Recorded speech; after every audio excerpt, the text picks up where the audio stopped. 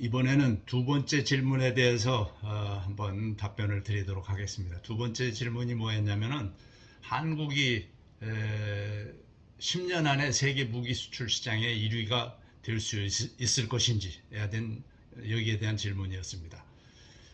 우선 유럽은 1991년 소련 붕괴 이후에 군비 축소를 하다 보니까 사실상 방위산업 생산 라인이 완전히 붕괴되었다, 이렇게 볼 수가 있고, 아울러서 군대를 또 대폭 감축하다 보니까 실전에서 잘 검증할 수도 없었습니다.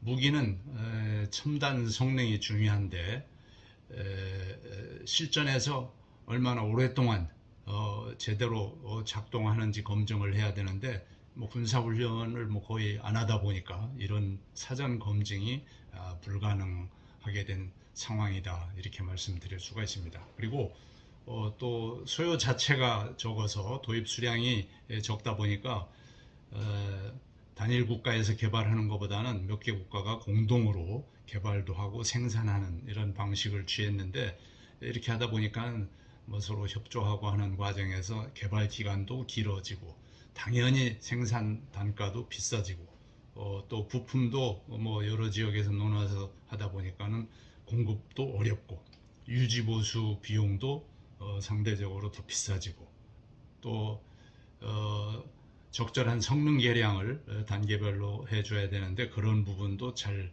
되지 않고, 또 만일에 그 무기를 구매했다 하더라도 구매국의 요구에 제때 대응할 수도 없는, 그리고 또 기술 이전도 잘 안 되는 이런 어려움들이 많이 있습니다.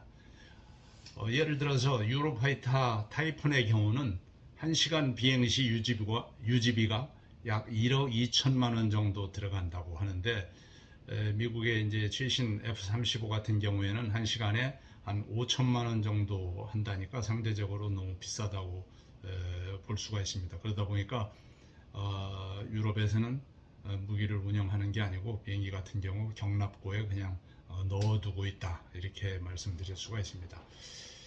이처럼 이런 상황이 계속 반복되다 보니까 결국은 유럽산 무기에 대한 신뢰도가 떨어지게 되었습니다.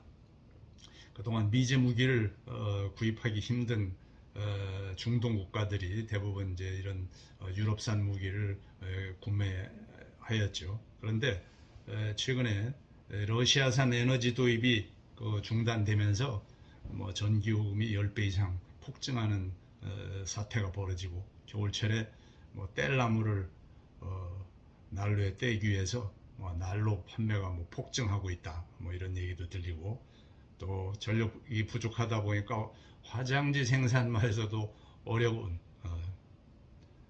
다시 말해서 유럽의 공업 생산 능력이 완전히 붕괴되고 있다, 이렇게 볼 수가 있고, 그러니 이 부품 생산이 어렵게 되고, 따라서 가동 중단 상태에 들어가는 것은 뻔히 예상되는 그런 상황이라고 볼 수가 있겠습니다. 또 이번에 우크라이나에 유럽산 무기들을 이제 대거 보냈는데 이런 상황이다 보니까 상상하지 못했던 그런 잔고장들이 많아서 실제 전투에서는 크게 활약을 하지 못하는 그런 뉴스들도 우리가 많이 접할 수가 있습니다. 평소에 무기 정비가 안 됐기 때문에 발생하는 문제들이겠죠. 그래서 유럽산 무기들은 정말 이미지가 회복 불능 수준으로 떨어졌다, 이렇게 볼 수가 있습니다.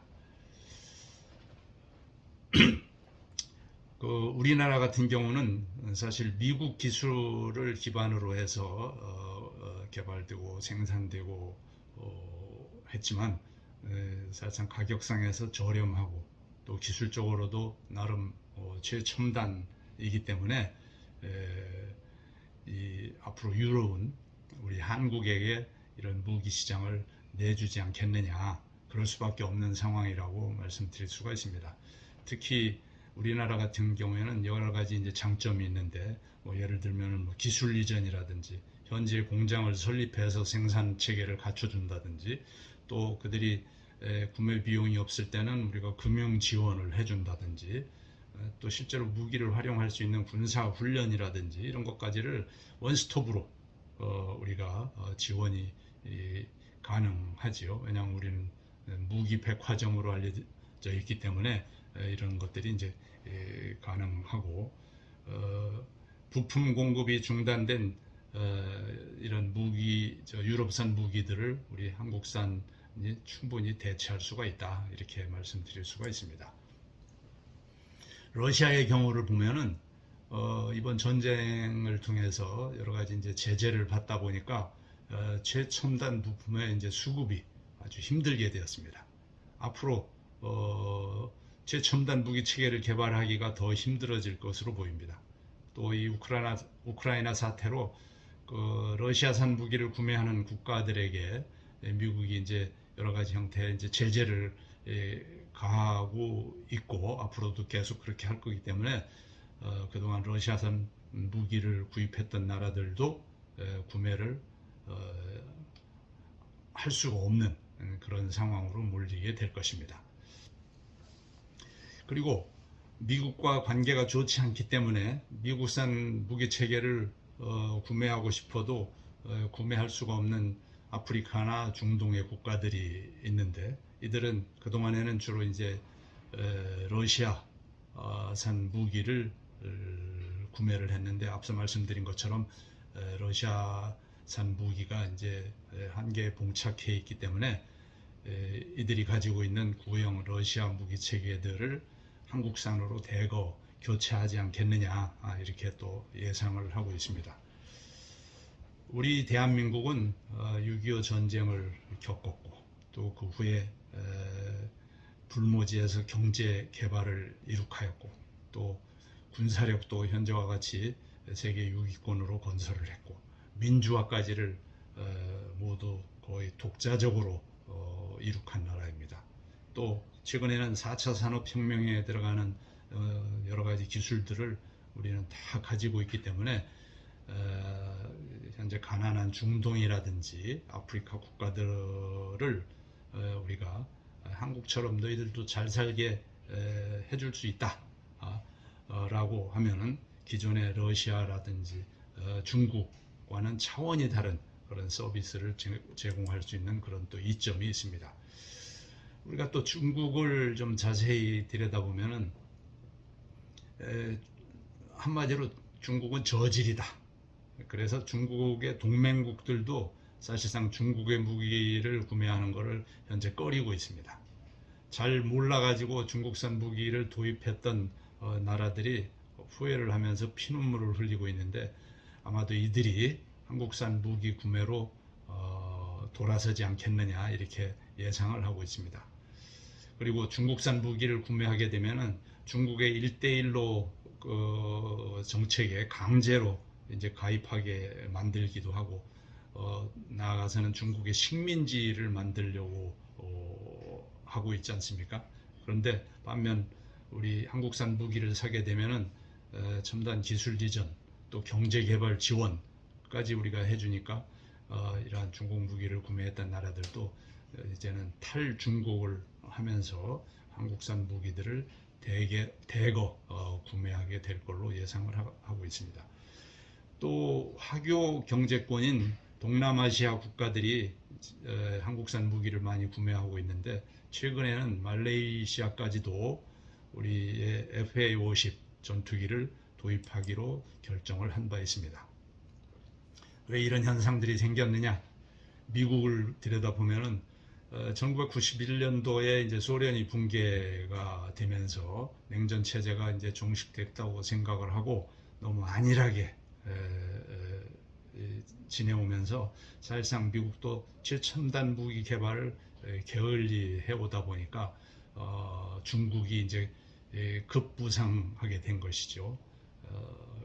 그래서 이걸 견제하기 위해서 최근에야 이제 최첨단 무기 개발을 위해서 박차를 가하고 있는데, 중간에 공백이 있어서도 그렇고, 하여튼 몇 가지 추진하고 있는 역점 사업들이 제대로 된 성과를 못 내고 있는 게 사실입니다.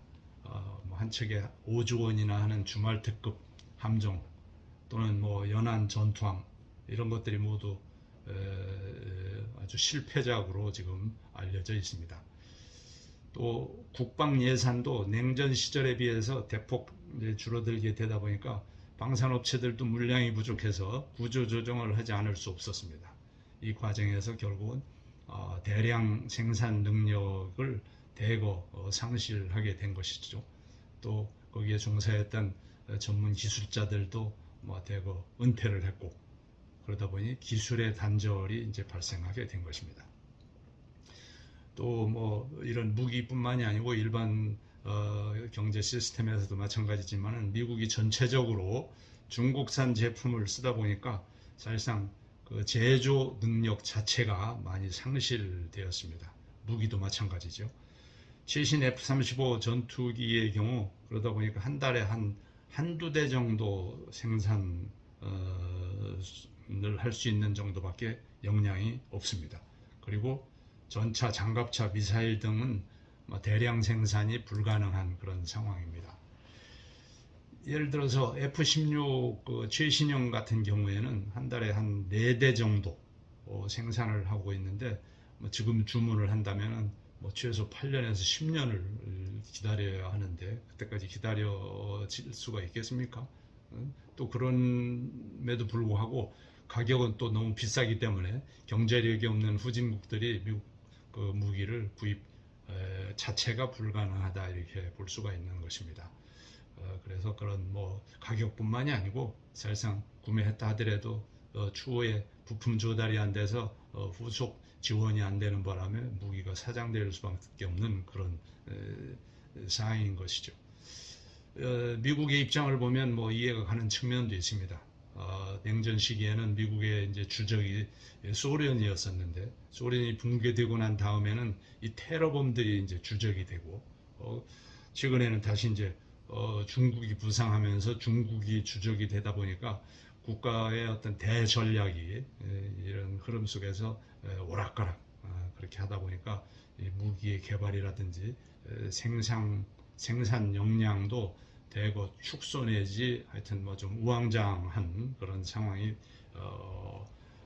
됐고, 그러다 보니까 어떤 무기 체계를 개발해야 될지 방산업체들도 헷갈리는 상태고, 그러다 보니까 투자도 제대로 되지도 못하고 구조조정도 실패를 해왔다 이렇게 말씀드릴 수가 있습니다. 보잉 같은 경우도 설계 결함으로 그 민항기 사고가 이제 계속 일어났고, 또 미 공군 훈련기도 설계 결함이 드러나 공군이 상당히 이제 실망을 하고 있는 상황인데, 이건 과거 같으면 상상도 할 수 없는 그런 일들이 지금 발생을 하고 있는 것이죠. 냉전 시절에 우방국들에게 대량으로 저렴하게 판매를 했던 F-5 전투기와 같은 무기들을 이제 좀 대체를 해야 되는데 그런 대체 무기 체계도 사실상 개발을 하지 못한 그런 상황이라고 볼 수가 있습니다. 그리고 미국과 외교 관계가 좋지 않은 국가들은 미국 무기를 구입하기도 어렵고, 구입했다 하더라도 추후 부품 공급이라든지 이런 것들이 이제 차단이 돼서 또 문제가 이제 많이 생기기도 합니다. 또 미군이 사용하는 무기를 보고 이제 구매를 해도 수출 시에는 사실상 그 성능 수준을 낮춰 가지고 제공을 하기 때문에 미국산 무기의 성능이 소문난 것처럼 그렇게 우수하지도 않고, 그 미국 무기에 대한 불신들도 그동안 쌓여져 왔다 이렇게 이제 볼 수도 있습니다.